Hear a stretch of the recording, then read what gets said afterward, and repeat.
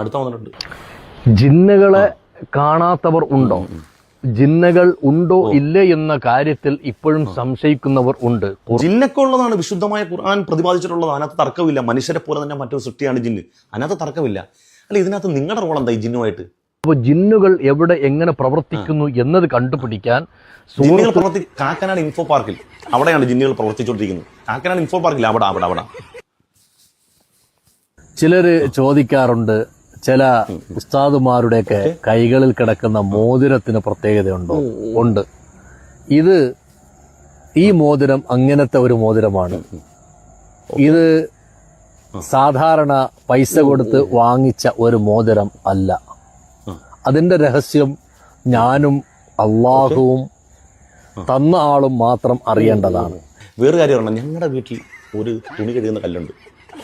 സത്യമായിട്ടും എനിക്കും റബ്ബിനും അല്ലാതെ ആ തുണി കഴുകുന്ന കല്ലിൻ്റെ പിന്നുള്ള രഹസ്യം ഒരാൾക്കും അറിയത്തില്ല. ഒരാൾക്കും എന്നെ കൊന്നെന്ന് പറഞ്ഞാലും കോടികൾ തരാമെന്ന് പറഞ്ഞാലും എൻ്റെ വീട്ടിലെ അലക്ക് കല്ലിൻ്റെ രഹസ്യം ഒരുത്തിനും പറഞ്ഞു കൊടുക്കത്തില്ല. അത്രയും പെർഫെക്റ്റാണ്. എന്നെ കേട്ടുകൊണ്ടിരിക്കുന്ന എൻ്റെ പൊന്നാര മുഅ്മിനീങ്ങളെ, മോതിരം ധരിക്കൽ സുന്നത്താണ്. ചില കല്ലിന് ചില മഹത്വം കിതാബുകൾ രേഖപ്പെടുത്തപ്പെട്ടിട്ടുണ്ട്. ഇതിനകത്തൊന്നും തർക്കമില്ല. പക്ഷേ ഈ പോക്ക് ഇത് നിങ്ങൾക്ക് മനസ്സിലാക്കാത്തതുകൊണ്ടാണ്. പലതും നടത്തി പരാജയപ്പെട്ട മനുഷ്യന്മാരുടെ പുതിയ സംരംഭമാണ്. നിങ്ങൾ സമഗ്രമായി ഒന്ന് അന്വേഷിച്ച് നോക്ക്. ഇതുപോലത്തെ സംഗതികളുമായി വരുന്ന മനുഷ്യന്മാരുടെ ബാക്ക്ഗ്രൗണ്ട് നിങ്ങൾ അന്വേഷിച്ച് നോക്ക്. തനിച്ച സാമ്പത്തിക നേട്ടമല്ലാതെ പാരത്രിക വിജയം എന്നതിൻ്റെ ഒരംശവും അതിനകത്തുണ്ടാകത്തില്ല. ഞാൻ ഈ പറയുന്നത് നിങ്ങൾക്ക് ആർക്കെങ്കിലും ഞാനിത് പറയുമ്പോൾ നെറ്റി ചൊളിയുന്നുണ്ട് എങ്കിൽ നിങ്ങളൊന്ന് അന്വേഷിച്ച് നോക്കൂ. ഞാൻ വെറുതെ പറയുന്നതാണെങ്കിൽ അന്വേഷിച്ച് നോക്കൂ. പലതും നടത്തി പൊട്ടിയ ആളുകൾ, ഹോട്ടൽ നടത്തിയും കച്ചവടം നടത്തിയൊക്കെ പൊട്ടിയ ആളുകൾ പലരും പുതിയ ഇത്തരത്തിലുള്ള സംരംഭം. ഈ ഉമ്മത്തിൻ്റെ ഏറ്റവും വലിയ ശാപം എന്നറിയാമോ? ഞാൻ ഈ ധരിച്ചിരിക്കുന്ന തുണിക്ക് ഒരു 10, 400, 500 കൊടുത്ത് ഇതുപോലത്തെ കമ്മീസ് കിട്ടും, ഇതുപോലെ വെള്ള തുണിയും കിട്ടും. ഇതും ധരിച്ചുകൊണ്ട് പോയി കഴിഞ്ഞാൽ നമ്മുടെ ഉമ്മത്ത്, പ്രത്യേകിച്ച് കേരളീയ സമൂഹത്തിൻ്റെ പ്രത്യേകത, അവർ വലിയ ആദരിക്കും, ബഹുമാനിക്കും. പ്രത്യേകിച്ച് നിഷ്കളങ്കരായ മനുഷ്യർ അവരെന്ത് വേണേലും വാരി കോരി കൊടുക്കും. ഞാൻ കഴിഞ്ഞ ദിവസം കാളിച്ചേട്ടൻ എന്നോട് പങ്കുവെച്ച ഒരു കാര്യം നിങ്ങളോട് ഞാൻ പറഞ്ഞല്ലോ. ഒരു കുടുംബം തകർന്ന കഥ. എത്ര മനുഷ്യന്മാരുടെ സമ്പത്ത്, എത്ര മനുഷ്യന്മാരുടെ വിശ്വാസം ഈ സർപ്പദോഷം എന്നൊക്കെ പറഞ്ഞ് എങ്ങോട്ടായി വിടുന്നതെന്ന് വല്ല നിങ്ങൾക്കറിയോ? ഈ സൈസ് സാധനങ്ങൾ സർപ്പദോഷം എന്ന് പറഞ്ഞ് എങ്ങോട്ടായി വിടുന്നത്? എന്താണ് ഇസ്ലാം എന്ന് പറഞ്ഞാൽ? ഇത് വളരെ നിസ്സാരമായ സംഗതിയാണ് നിങ്ങൾ വിചാരിക്കുന്ന. പച്ചയായ ഷിർക്കിൻ്റെ പ്രവർത്തികൾ മുഅ്മിനീങ്ങളെ കൊണ്ട് ചെയ്യിപ്പിച്ചിട്ട് അതിൽ നിന്ന് കിട്ടുന്ന സാമ്പത്തിക ലാഭം കൊണ്ട് ഇങ്ങനെ വിഹരിക്കുന്ന ആളുകൾ, അവരിങ്ങനെ ട്രിപ്പ് പോവാണ്. സാധാരണക്കാർക്ക് എന്തെങ്കിലുമൊക്കെ ഇങ്ങനെ പറഞ്ഞു കിട്ടിയാൽ മതിയല്ലോ. ഇന്ന് സിഹറാണ്, മണ്ണാങ്കട്ടയാണ്, മറിച്ചാണെന്ന് പറഞ്ഞാൽ അവർ വിശ്വസിക്കും. അങ്ങനെ അവരുടെ പണവും പിണുങ്ങി അടിച്ച് പൊളിച്ച് കൂളിംഗ് ഗ്ലാസും വെച്ച് ഇവർ നടക്കും. നമ്മളോ ദുനിയാവും പോയി ആഖിറവും പോയി. അള്ളാഹു കാക്കട്ടെ.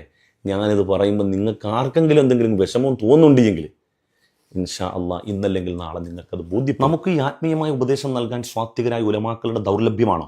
എത്ര ആലിമ്യങ്ങൾ ഇന്ന് ജീവിച്ചിരിക്കുന്നു. ജീവിതത്തിൻ്റെ സിംഹഭാഗവും പരിശുദ്ധമായ ഇസ്ലാമിൻ്റെ ഗ്രന്ഥങ്ങൾ തൻ്റെ മുമ്പിലിരിക്കുന്ന ശിഷ്യഗണങ്ങൾക്ക് പാരായണം ചെയ്ത് കൊടുക്കുന്ന ആ നാവിലെ ഉമ്മനീര് മുഴുവനും കിതാബുകളുടെ ഇബാറത്തിലായി ആ ഉമ്മനീര് നിർഗളിക്കുന്ന എത്ര പണ്ഡിതന്മാർ നമ്മുടെ മുമ്പിലുണ്ട്. അവരുടെ അടുക്കൽ ചെന്ന് നമുക്ക് ഒരു ഉപദേശം തേടിക്കൂടെ? അവരെ കൊണ്ട് ദ്വാരപ്പിച്ചുകൂടെ? വിശുദ്ധമായ ഖുർആൻ കൊണ്ട് എന്ത് ചെയ്യണമെന്ന്, ഏത് തരത്തിലുള്ള ചികിത്സ ചെയ്യണമെന്ന് അവർ നമുക്ക് ഉപദേശം തരൂല്ലേ? എന്തിനാണ് നമ്മൾ ഈ അന്താരാഷ്ട്ര ഫ്രോഡുകളുടെ പിന്നാലെ നമ്മൾ പോകുന്നത്? ഇങ്ങനെ പോയി ഇവർ പറയുന്ന കാര്യങ്ങളൊക്കെ പടച്ചറബേ, ഇനി എങ്ങനെയാണ് ഇതൊക്കെ പറഞ്ഞ് മനസ്സിലാക്കി തരണമെന്ന് നമുക്ക് ബുദ്ധി. പ്രത്യേകിച്ച് മറ്റ് നാടുകളിലെ മനുഷ്യരെക്കാൾ കൂടുതൽ കേരളക്കാരെ സംബന്ധിച്ചിടത്തോളം കുറച്ചൊക്കെ ഭയങ്കര തിരിച്ചറിവും ബോധമുള്ള ആളുകളല്ലേ നമ്മൾ. നമ്മൾ ഈ കണ്ട എല്ലാ ബലായിൻ്റെയും പിന്നാലെ നമ്മളിങ്ങനെ പോകുന്ന കാര്യം ആയിരിക്കും അത്ഭുതം വരികയാണ്. അസ്സലാമു അലൈക്കും വറഹ്മത്തുള്ളാഹി വബറകാതുഹു. ഇതാണ് ജിന്ന് മഹ്ളറ. എല്ലാ ഞായറാഴ്ചയും സുബഹിക്ക് മുമ്പ് തന്നെ കേരളത്തിൻ്റെ അകത്തും പുറത്തു നിന്നും നാനാ ജാതി മതസ്ഥരടക്കം ഇവിടേക്ക് ഒഴുകിയെത്തുകയാണ് അവരുടെ പ്രശ്നങ്ങൾ പരിഹരിക്കാൻ. ഇവിടെ സ്വാലിഹീങ്ങളായ ജിന്നുമക്കളെ കൊണ്ട് സ്പോട്ടിൽ അവരുടെ കാര്യം അങ്ങോട്ട് പറയുകയാണ്. അവരുടെ പ്രശ്നങ്ങൾ അങ്ങോട്ട് പറഞ്ഞിട്ട് അതിൻ്റെ പരിഹാരം ആ അവസരത്തിൽ തന്നെ ചെയ്തു തീർത്ത് വിടുകയാണ്. ഇവിടെ സ്വാലിഹീങ്ങളായ ജിന്നുമക്കളെ കൊണ്ട് സ്പോട്ടിൽ അവരുടെ കാര്യം അങ്ങോട്ട് പറയുകയാണ്. അവരുടെ പ്രശ്നങ്ങൾ അങ്ങോട്ട് പറഞ്ഞിട്ട് അതിൻ്റെ പരിഹാരം ആ അവസരത്തിൽ തന്നെ ചെയ്തു തീർത്ത് വിടുകയാണ്. അങ്ങനെ ഇതിനു മുമ്പ് പോയവരുടെ ഒരുപാട് പേരുടെ സന്തോഷ വാർത്തകൾ അവർ വിളിച്ചു പറയുമ്പോൾ ഈ മഹ്ലറയുടെ പവിത്രതയും പവറും നമുക്ക് മനസ്സിലേക്ക് ആഴ്ന്നിറങ്ങുകയാണ്. ഹലോ തെങ്കാശി. ഹലോ അസ്സലാമു അലൈക്കും. അസ്സലാമു ഈ അലവിസ്തല്ലേ അതെ. സംസാരിക്കാൻ ഫ്രീ ആണോ? അല്ല, ഞാൻ യാത്രയിലാണ്. യാത്ര തന്നെ. എവിടുന്ന് ആരാ വിളിക്കുന്നത്? ഞാനേ ഇവിടെ ഒരു സംശയം ചോദിക്കാൻ വേണ്ടി വിളിച്ചായിരുന്നു. ഉസ്താദ് ബുദ്ധിമുട്ടില്ലെങ്കിൽ. പെട്ടെന്ന് പറഞ്ഞോ, എന്താ വിഷയം പറഞ്ഞു. നമ്മുടെ ഈ വാഗമണ് കോലാലമേടില്ലേ, ആ അവിടെ മക്കുബറ ഉണ്ടോ? ഉണ്ടല്ലോ. അല്ല ഉസ്താദിന്റെ വീഡിയോയിൽ ഇങ്ങനെ കണ്ടപ്പോഴേ സംഭവം അവിടെ ഫരീദ് ഔലി അടങ്ങിയിരിക്കുന്നത് പാകിസ്ഥാനിലെ ലാഹോറിലാണല്ലോ. അടങ്ങിയിരിക്കുന്നത് അവിടെ നിന്ന് തന്നെയാണെന്ന്, അവിടെ അടങ്ങിയിരിക്കുന്നതാണല്ലോ നമുക്ക് കിട്ടുന്ന ഒറിജിനൽ ചരിത്രം എല്ലാം. അവിടുന്ന് ഡയറക്റ്റ് നമുക്ക് അങ്ങനെ കിട്ടിയത്.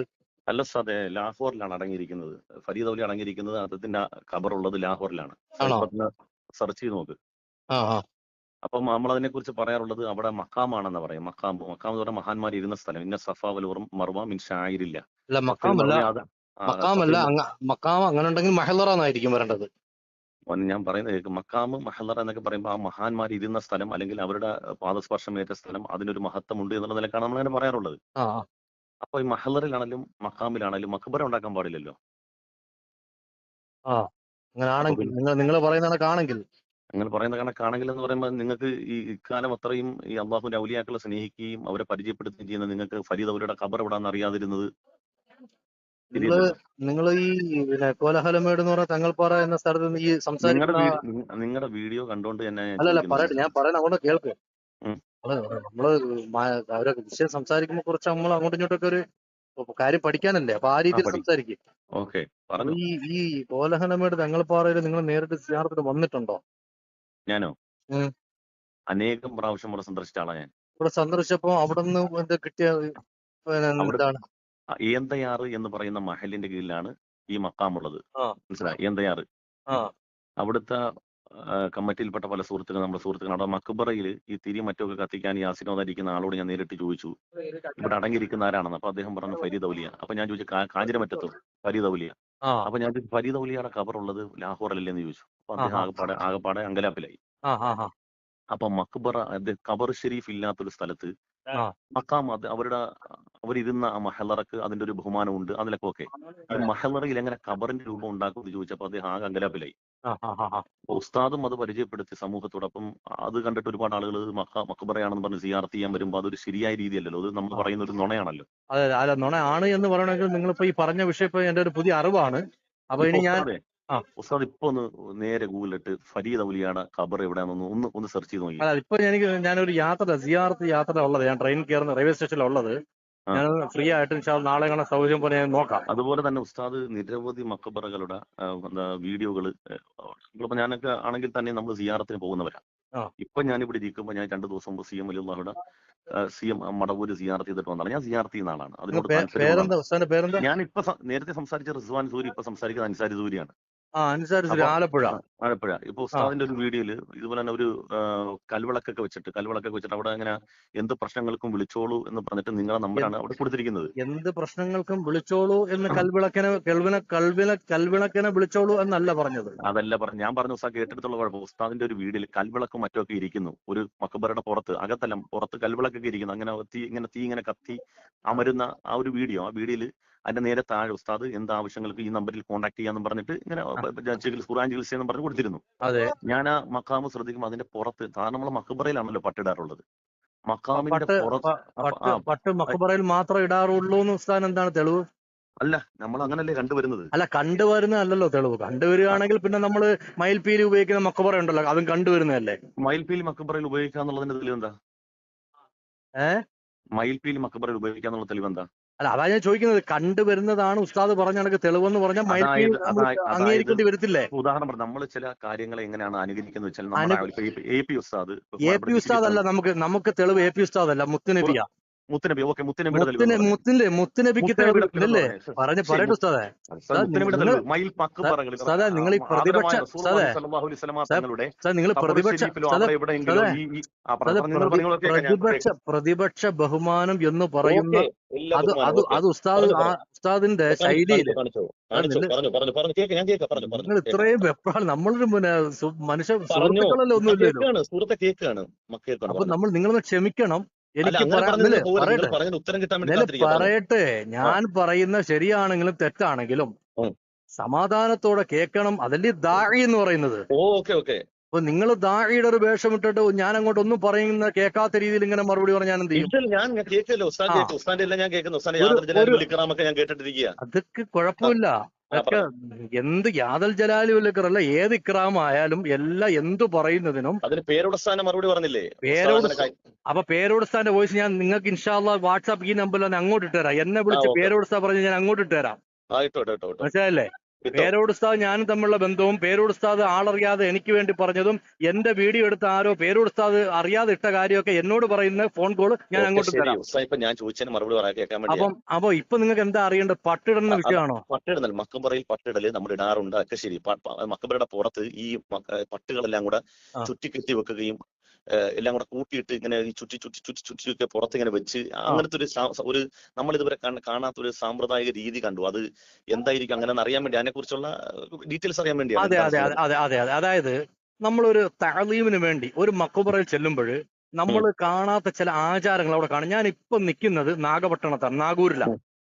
ഇന്ന് നാഗൂരിൽ റാത്തീബ് മജ്ലിസ് ഉണ്ടായിരുന്നു. ഈ നാഗൂറിൽ ഉസ്താദ് വന്നിട്ടുണ്ടോ?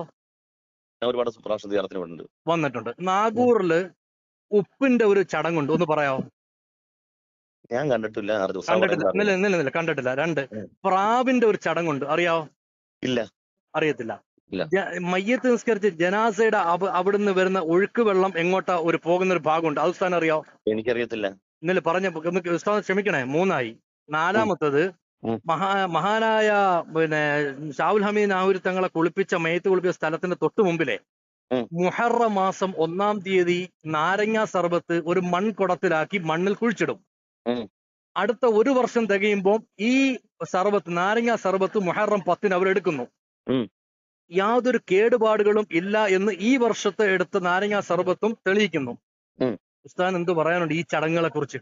ഒറ്റയടിക്ക് ഉത്തരം പറയാൻ കഴിയുന്ന ഒറ്റയടിക്ക് ഉത്തരം പറയാൻ പറ്റും. ഉസ്താദിന്റെ തൊട്ട് മുമ്പ് പറഞ്ഞില്ലേ എ പി ഉസ്താദ് ജഫരി തങ്ങളല്ല തെളിവ്, അള്ളാന്റെ റസൂലാണ് തെളിവ്. അള്ളാൻ റസൂൽ ഇതിനകത്ത് അള്ളാൻ റസൂൽ എങ്ങനെ തെളിവ് കൊണ്ടുവരുക? ഞാൻ പറഞ്ഞുതരാം, അങ്ങോട്ട് പറഞ്ഞുതരാം. നിങ്ങൾ എ പി ഉസ്താനെ പറഞ്ഞല്ലോ, എ പി ഉസ്താന് വേണ്ടി അത് ഞാൻ അങ്ങോട്ടും ഇങ്ങോട്ടും പുകഴ്ത്തല്ല കേട്ടോ, പുകഴ്ത്താൻ പാടില്ല. എ പി ഉസ്താനെ പറയുമ്പോൾ ഞാൻ എ പി ഉസ്താദും അല്ലെ എ പി ഉസ്താദിന്റെ സംഘടനയായിട്ടുള്ള ബന്ധം കൂടെ പറയുമ്പോഴേ നമ്മൾ ആശയം ക്ലിയർ ആവത്തുള്ളൂ. ഞാനൊന്ന് ജസ്റ്റ് ഒന്ന് പറഞ്ഞു. ഉസ്താദ് പറഞ്ഞത് അള്ളാന്റെ റസൂലാണ് തെളിവ്, എ പി ഉസ്താദ് പറഞ്ഞു. ഉസ്താദ് ഈ പ്രാവിന്റെ ചടങ്ങും മറ്റുള്ള ചടങ്ങും ആചാരം എന്ന് പറഞ്ഞപ്പോൾ ഇവിടെ റസൂലുള്ളാഹി സ്വല്ലല്ലാഹു അലൈഹി വസല്ലമ തങ്ങൾ എങ്ങനെയാണ് റസൂലുള്ളാഹിന്റെ ജീവിതം കൊണ്ട്, റസൂലുള്ളാഹിന്റെ വാക്ക് കൊണ്ട് ഇതെങ്ങനെ തെളിവാകുക? ഇതെല്ലാം തെളിവാകും. പറഞ്ഞുതരാം, ഒക്കെ പറഞ്ഞുതരാം. അമ്പിയാക്കളുടെ പ്രവാചകന്മാരിൽ നിന്ന് മുഅ്ജിസത്തായിട്ട് കണ്ട ഒരു മനുഷ്യൻ കണ്ടാൽ അറയ്ക്കുന്നതും വിശ്വസിക്കാൻ കഴിയാത്തതുമായ ഒരുപാട് അത്ഭുതങ്ങൾ ഖുർആനിൽ പറയുന്നുണ്ട്. ഉറപ്പാണോ? അതെ, കണ്ടാൽ ഒരു സാധാരണ മനുഷ്യനെ സംബന്ധിച്ചിടത്തോളം അവൻ അറച്ചു പോകും. ഇതൊരു സാധാരണ മനുഷ്യനെ കുറിച്ചായി പറയുന്നത്. നമ്മളെ കാര്യമല്ല സൂരി പറയുന്നത്. സൂരി പറയുന്ന അങ്ങോട്ട് കേൾക്കൂ. നിങ്ങൾ വെപ്രാളപ്പെടാ സൂരി, നിങ്ങൾ വെപ്രാളപ്പെടാതെ. ഒന്നുമില്ലേലും നിങ്ങളൊരു ഒരു സോഷ്യൽ മീഡിയയിൽ കുറച്ച് കാര്യങ്ങൾ പറഞ്ഞു നടക്കുന്ന ആളല്ലേ. അപ്പൊ ഈ പ്രതിപക്ഷ ബഹുമാനം ഒന്ന് കേൾക്ക്. ഞാൻ തെറി വിളിച്ചിട്ടില്ല, ചൂടായിട്ടില്ല, ഒന്നുമില്ല. പറഞ്ഞു നിങ്ങൾ പോടാ നീ എന്നൊക്കെ വിളിച്ചത് എന്തിനാ വിളിച്ചത്? അല്ല, അങ്ങനെ വിളിക്കാൻ പാടുണ്ടോ? വിഷയം മാറ്റല്ല. നിങ്ങൾ അള്ളാഹു റസൂൽ അവിടെ നിൽക്കട്ടെ. അള്ളാഹു റസൂൽ നിന്നില്ലേ ഉസ്താദെ? ഇതിന് മറുപടി ഉസ്താദ് പറഞ്ഞിട്ടില്ല. ഇതിനപ്പുറം ഞാൻ റിയാക്ട് ചെയ്യും ഉസ്താദ്. കാര്യങ്ങൾ കുറച്ചുകൂടെ മനസ്സിലാക്കാനുണ്ട്. ഉസ്താദെ, അതാണ് നിങ്ങളെ കുഴപ്പം. നിങ്ങളുടെ ഈ ഈഗോ ഉണ്ടല്ലോ, ഈ പ്രതിപക്ഷത്തിനോട് എങ്ങനെ വാക്കുകൾ ഉപയോഗിക്കണം, നിങ്ങൾക്ക് നിങ്ങൾ എന്റെ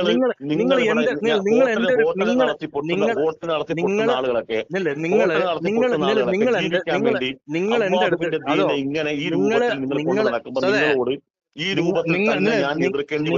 നിങ്ങൾ എങ്ങനെ എതിർത്താലും നിങ്ങളുടെ ശൈലിയിൽ ഞാൻ എതിർക്കത്തില്ല. കാരണം എന്താ അറിയോ, എനിക്കൊരു സഖാഫത്തുണ്ട്.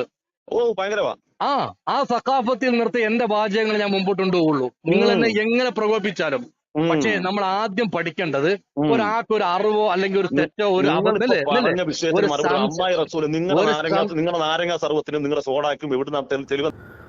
നിങ്ങൾ ആ വോയിസ് കേട്ടല്ലോ. ഞാൻ വെറുതെ പറഞ്ഞതല്ല. നമ്മൾ ഒരാളെ വെറുതെ കുറ്റം പറയാൻ പാടില്ല. അതിനകത്ത് എന്തെങ്കിലും ഒരു സത്യസന്ധത വ്യക്തമായ തെളിവോടുകൂടി നമ്മളിൽ ഉണ്ടാകാതെ പറയാൻ പാടില്ല. ഈ അൻസാരി സുഹരി ഈ ആത്മീയമായ മജലിസുകളെയും ദിക്റുകളെയും നേർച്ചകളെയും മഖബറകളെയൊക്കെ എതിർക്കുന്നു എന്ന് പറയുമ്പോൾ അത് വെറുതെ നമ്മൾ അദ്ദേഹത്തിൻ്റെ പേരിൽ വെച്ച് കെട്ടാൻ പാടില്ല. അതൊരു തെളിവാണ്. അദ്ദേഹം എന്നെ വിളിച്ച് അദ്ദേഹത്തിൻ്റെ സുഹൃത്ത് ഒരു റിസ്വാൻ സുഹരി അങ്ങനെ കണ്ട പറഞ്ഞത്. അപ്പോൾ മൂപ്പരുടെ ഫോണിൽ നിന്ന് വിളിച്ച് ഞാൻ നാഗൂർ മഖാമ് സിയാറത്ത് കഴിഞ്ഞ് വരുന്ന വഴിക്ക് അവിടുന്ന് ട്രെയിൻ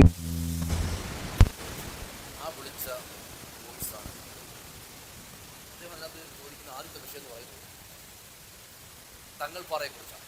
അത് ഈ കോട്ടയം ജില്ല ഇടുക്കിയുടെ ഭാഗത്ത് ആ റൂട്ടിൽ കോലഹലമേട് എന്ന് പറയും തങ്ങൾപ്പാറ. വലിയ പ്രസിദ്ധമാണ്. മഹാനായ ഫരീദ് പരിചയശക്കർ ഫരീദ് ഔലിയ. ഈ മഹാനവറുകൾ അവിടെ ഉണ്ടോയെന്നാണ് ചോദിക്കുന്നത്. മൂപ്പര് പാകിസ്ഥാൻ്റെ ഒരു പ്രദേശത്താണ്. അപ്പോൾ പിന്നെന്തിനാണ് അവിടെ ഖബർ എന്നാണ് ചോദിക്കുന്നത്.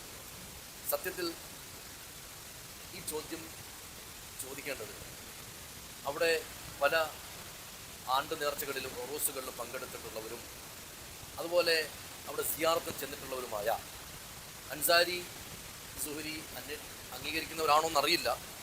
ഏതായാലും പൊതു പ്ലാറ്റ്ഫോമിൽ ഉള്ള ആളുകളാണ് മഹാനായ ഉള്ളാള തങ്ങൾ പാപ്പാൻ്റെ മകൻ ഉറാത്തങ്ങൾ, അതുപോലെ പ്രഗത്ഭ പ്രാസംഗികൻ ഫാറൂഖ് നഈം, കൊളത്തൂര് അലവി സഖാഫി, ഇവരൊക്കെ അവിടെ ചെന്നിട്ടുണ്ട്. ഈ തങ്ങൾപ്പാറയിൽ കാണുന്ന ആ ഖബറിന് അവിടെ ആളുണ്ടോ ഇല്ല എന്ന് അന്വേഷിച്ച് ആ ഖബറിനുള്ള തശ്രീഫ്, അതിൻ്റെ തഅലീം, അതിൻ്റെ അളമത്ത് ചോദ്യം ചെയ്യാനൊന്നും ആരും പോയിട്ടില്ല. അപ്പോൾ ഒരാൾ ഈമാനികമായി അകന്നു പോകുന്നതിൻ്റെ ആദ്യത്തെ ലക്ഷണം ആണ് നമ്മളൊക്കെ ഉസ്താദുമാർ പറഞ്ഞ് നല്ലതുപോലെ പഠിപ്പിച്ചിട്ടുണ്ട്. ആദ്യം അവർ ചെയ്യുന്നത് അള്ളാഹുവിൻ്റെ ഇഷ്ടദാസന്മാരുമായി ബന്ധപ്പെടുന്ന തബറുക്കിനെയും ബറക്കത്തെടുക്കുന്നതിനുമൊക്കെ ആക്ഷേപിക്കും. അത് തുടക്കമാണ്. അപ്പോൾ ഇതുപോലെയാണ് തങ്ങൾപ്പാറയെക്കുറിച്ച് അദ്ദേഹം ചോദിച്ചത്. ഇൻഷാ അല്ലാഹ് തങ്ങൾപ്പാറയിൽ ആ തങ്ങൾപ്പാറയുമായി ബന്ധപ്പെട്ട് ഒരാൾ ആ ഖബറിൽ ആൾ വ്യക്തമായില്ല എങ്കിൽ പോലും ഖബറുൻ നൂർ എന്ന് പറയുന്നൊരു മസ്അലയുണ്ട്. മഹാനായ പൊന്മള ഉസ്താദിൻ്റെ ഫതാവയിൽ ആ മസ്അല പറഞ്ഞതായിട്ട് മനസ്സിലാക്കാൻ കഴിഞ്ഞിട്ടുണ്ട്. അപ്പോൾ അതൊന്ന് മനസ്സിലാക്കുക, അല്ലെങ്കിൽ പഠിക്കുക.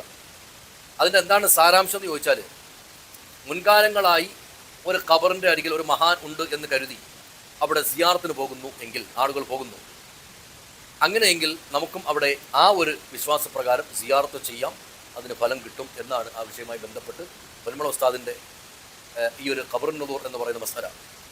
അപ്പോൾ പിന്നെ അദ്ദേഹം ചോദിക്കുന്നത് മറ്റൊരു മക്കാമിൻ്റെ എൻ്റെ വ്ളോഗ്, എൻ്റെ ഒരു വീഡിയോയിൽ പട്ടുകളൊക്കെ കൂട്ടിയിട്ടിരിക്കുന്നു, അതൊക്കെ ശരിയാണോ? അതൊക്കെ നമ്മളിപ്പോഴല്ലേ ഇബിലീസാണ് സൈത്താന്മാരെ വാപ്പ. ഇബിലീസും സൈത്താനും തമ്മിലുള്ള ബന്ധം നിങ്ങൾക്കറിയോ? ഇബിലീസ് എന്ന് പറയുന്നത് ജിന്ന് വംശത്തിൻ്റെ പിതാവാണ്. ആദം നബി ആർക്കുള്ള പിതാവായതുപോലെ മനുഷ്യവംശത്തിൻ്റെ പിതാവായതുപോലെ. ജിന്നിനൊക്കെ വിവാഹത്തിന് വേണ്ടി പഠിച്ചതാണ്. പക്ഷെ ഓലെ പിതാവാരാണ്? ആദം നബി അലൈഹി സ്വലാം മനുഷ്യർക്ക് എപ്രകാരമാണോ ഉള്ളത് അപ്രകാരമാണ് ഇബിലീസ് എന്നുള്ളത് ഷെയ്ത്താൻ വർഗത്തിനുള്ളത്. ഷെയ്ത്താൻ എന്നാൽ ജിന്നുകളുടെ കൂട്ടത്തിൽ വിശ്വസിക്കാത്തവർക്ക് ഷെയ്ത്താൻ എന്ന് പറയും, മുഅ്മിനായവർക്ക് ജിന്നെന്നും പറയും. ജിന്ന് പൊതുവെ നമ്മൾ നല്ലതിനാണ് പറയൽ. ഔലിയാക്കന്മാരായ ജിന്നുകളൊക്കെ ഉണ്ട്. മസ്ജിദുൽ ജിന്നുണ്ട് മക്കത്ത്, നിങ്ങളാരെയും കണ്ടണോ? എന്താണ് അതിൻ്റെ ചരിത്രം? റസൂലുള്ളാഹി സ്വല്ലല്ലാഹു അലൈഹി വസല്ലം തങ്ങൾ ഖുർആൻ ഓതി നിസ്കരിക്കുന്നത് കേൾക്കാൻ ജിന്നുകൾ വന്ന സ്ഥലത്താണ്. ആ സ്ഥലത്തൊരു പള്ളി ഉണ്ടാക്കിയാണ്. ആ ജിന്നുകളൊക്കെ മുസ്ലിങ്ങളായി. സുഹൃത്ത് ജിന്നിലും പറയുന്നുണ്ട്, ആക്കാഫിലും പറയുന്നുണ്ട്. വൈദ സൊറഫ്ന ഇലൈക നഫറ മിനൽ ജിന്ന് എന്നാണ് ആക്കാഫ് സൂറത്തിൽ അത് പറയുന്നത്. ജിന്നുകൾ അങ്ങോട്ട് മുസ്ലിങ്ങളായി. ഞാൻ കേൾപ്പിച്ചുതരാം. അന്ന ഉസ്തമ നഫറ മിനൽ ജിന്ന്, ജിന്നുകൾപ്പെട്ടൊരു സംഘം ശ്രദ്ധിച്ച് കേട്ടു എന്ന്. എന്താ കേട്ട്? ഖുർആൻ ഓതണത് കേട്ടതോടുകൂടി ഫഖാലു, ഇവർ പറഞ്ഞു, ഇന്നാ സമീന ഖുർആനൻ നജബ, വളരെ ആശ്ചര്യകരമായൊരു ഖുർആൻ ഞങ്ങൾ കേട്ടു, നേർവഴിയിലേക്ക് നയിക്കുന്ന ഒരു ഖുർആൻ. ഉടനെ ഞങ്ങളത് വിശ്വസിച്ചു. ഇനി ഞങ്ങൾ റബ്ബിനെ കൊണ്ട് ഒരുത്തിനും ഞങ്ങൾ പങ്കു ചേർക്കൂല, ഇനി ഞങ്ങൾ ശിർക്കൊന്നും, മുശ്രിക്കീങ്ങളായിരുന്നു ആ ജിന്നുകളൊക്കെ. ഈ സൂറത്ത് ഏതാണ്? സൂറത്തുൽ ജിന്നാട്ടോ, അതിൻ്റെ ഫസ്റ്റ് ആയത്താണ് പേനാവധി. ഞങ്ങളുടെ രക്ഷിതാവിൻ്റെ ജദ് അവസ്ഥ വളരെ ഗംഭീരമാണ്, അത്യുന്നതമാണ്. ഞങ്ങളുടെ കൂട്ടത്തിലെ വിവരമില്ലാത്ത ആളുകൾ അള്ളാഹു താലാൻ്റെ മേൽ വളരെ വലിയ അക്രമമായിരുന്നു പറഞ്ഞിരുന്നത്. അള്ളാഹ്ക്ക് മക്കളുണ്ട്, ഭാര്യയുണ്ട്, കുട്ടികളുണ്ടെന്നൊക്കെ. ഇന്നും എല്ലാ അക്രമികളും അത് തന്നെയാണ് പറയണത്, എല്ലാവരും പറയണത് തന്നെയാണ്. ജിന്നും മീൻസും ഒന്നും അള്ളാഹിൻ്റെ മേലിൽ കള്ളം പറയില്ല എന്നായിരുന്നു നമ്മൾ കരുതിയത്. അങ്ങനെ നമ്മളതൊക്കെ വിശ്വസിച്ചു. മനുഷ്യരെ കൂട്ടത്തിലെ ചില ആളുകൾ ജിന്നുകളെ കൂട്ടത്തിൽപ്പെട്ട ചില ആളുകളോട് ശരണം തേടുമായിരുന്നു, അഭയം തേടുമായിരുന്നു. ഇലയിലൊക്കെ പോകുമ്പോൾ, യാത്രയൊക്കെ പോകുമ്പോൾ, എവിടെയെങ്കിലും മരുഭൂമിയിലൊക്കെ എത്തുമ്പോഴേ പഠിച്ചവനെ ഈ ഭാഗത്തുള്ള ജിന്നുകളെ കൊണ്ട് ഞങ്ങൾ അഭയം തേടുകയാണെന്നൊക്കെ പറയും. അപ്പോൾ ഇവർക്ക് ജിന്നുകളുടെ ഭാഗത്തു നിന്ന് വലിയ സഹായമൊക്കെ കിട്ടുകയും ചെയ്യും. അപ്പോൾ ജിന്നോക്കും തന്നെ ഒരു കിവർ കൂടി ഇവർക്ക് വില ശിർക്കും. ഇതൊക്കെ ചരിത്രം അറിഞ്ഞിരിക്കണം നിങ്ങൾ. ജിന്നൊക്കെ അത് കേൾക്കുമ്പോൾ ഭയങ്കരമായി മനുഷ്യന്മാരൊക്കെ നമ്മളത്തോട്ട് അഭയം തേടാൻ തുടങ്ങി. അത് തേടിയ ജിന്നുകളുടെ ഭാഗത്ത് നിന്ന് എല്ലാ ഹെൽപ്പുകൾക്കും ഉണ്ടാവും ചെയ്യും. പിന്നെ ഒരു ദ്രോഹവും ശല്യമൊക്കെ ആ പരിസരത്ത് ഉണ്ടാവില്ല. അപ്പോൾ ആളുകൾ പറയാനായിട്ട് നിൽക്കും, എന്ത് പഠിച്ചവനെ ഈ ഭാഗത്തുള്ള ജിന്നുകളാരെച്ചെങ്കിൽ ഓരോ നേതാവിനെ കൊണ്ട് ഞങ്ങൾ നിന്നോട് അഭയം തേടുന്നു, ഞങ്ങൾക്കൊരു കട്ടകാലം ഉണ്ടാവരുത് എന്ന്. അപ്പോൾ ജിന്നുകൾ എന്താക്കും? ഓലെ ഇതൊക്കെ അറിഞ്ഞിരുന്നോളൂ, ഇതൊക്കെ തന്നെയാണ് നടക്കണത്.